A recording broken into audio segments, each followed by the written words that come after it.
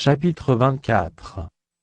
Lorsqu'un homme aura pris et épousé une femme qui viendrait à ne pas trouver grâce à ses yeux, parce qu'il a découvert en elle quelque chose de honteux, il écrira pour elle une lettre de divorce, et, après la lui avoir remise en main, il la renverra de sa maison. Elle sortira de chez lui, s'en ira, et pourra devenir la femme d'un autre homme. Si ce dernier homme la prend en aversion, écrit pour elle une lettre de divorce, et, après la lui avoir remise en main, la renvoie de sa maison, ou bien, si ce dernier homme qui l'a prise pour femme vient à mourir. Alors le premier mari qui l'avait renvoyée, ne pourra pas la reprendre pour femme après qu'elle a été souillée, car c'est une abomination devant l'Éternel, et tu ne chargeras point de péché le pays que l'Éternel, ton Dieu, te donne pour héritage. Lorsqu'un homme sera nouvellement marié, il n'ira point à l'armée, et on ne lui imposera aucune charge, il sera exempté par raison de famille pendant 1 an, et il réjouira la femme qu'il a prise. On ne prendra point pour gage les 2 meules, ni la meule de dessus, car ce serait prendre pour gage la vie même. Si l'on trouve un homme qui ait dérobé l'un de ses frères, l'un des enfants d'Israël, qui en effet sont esclaves ou qui l'ait vendu, ce voleur sera puni de mort. Tu ôteras ainsi le mal du milieu de toi. Prends garde à la plaie de la lèpre, afin de bien observer et de faire tout ce que vous enseigneront les sacrificateurs, les Lévites. Vous aurez soin d'agir d'après les ordres que je leur ai donnés.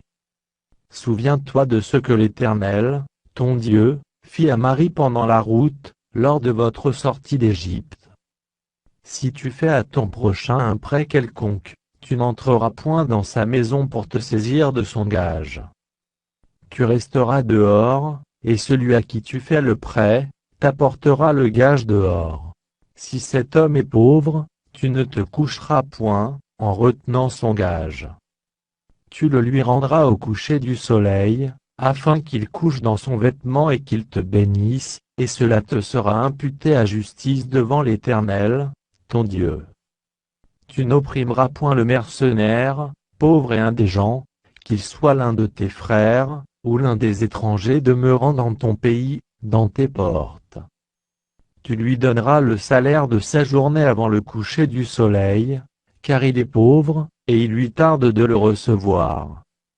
Sans cela, il crierait à l'Éternel contre toi, et tu te chargerais d'un péché. On ne fera point mourir les pères pour les enfants, et l'on ne fera point mourir les enfants pour les pères, on fera mourir chacun pour son péché. Tu ne porteras point atteinte aux droits de l'étranger et de l'orphelin, et tu ne prendras point en gage le vêtement de la veuve. Tu te souviendras que tu as été esclave en Égypte, et que l'Éternel, ton Dieu, t'a racheté, c'est pourquoi je te donne ces commandements à mettre en pratique. Quand tu moissonneras ton champ, et que tu auras oublié une gerbe dans le champ, tu ne retourneras point la prendre, elle sera pour l'étranger, pour l'orphelin et pour la veuve, afin que l'Éternel, ton Dieu, te bénisse dans tout le travail de tes mains. Quand tu secoueras tes oliviers, tu ne cueilleras point ensuite les fruits restés aux branches, ils seront pour l'étranger, pour l'orphelin et pour la veuve. Quand tu vendangeras ta vigne, tu ne cueilleras point ensuite les grappes qui y seront restées, elles seront pour l'étranger, pour l'orphelin et pour la veuve.